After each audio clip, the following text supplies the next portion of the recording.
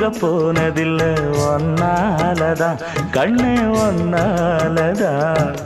யார் பேச்சு கேட்டாலும் என் காதில் கேட்பதெல்லாம் உன் பேருதான், நெத்தான் உன் பேருதான்.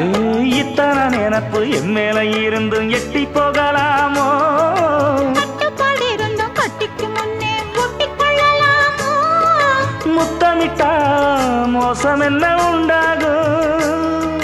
சத்தமிட்டா உன் நிலைமை என்னாகும்?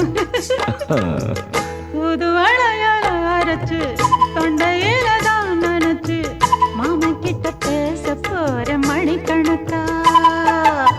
தூண்டாமணி விளக்க தூண்டி விட்டு எரிய வச்சு ஓ முகத்தை பார்க்க போற நாள் கணக்கு.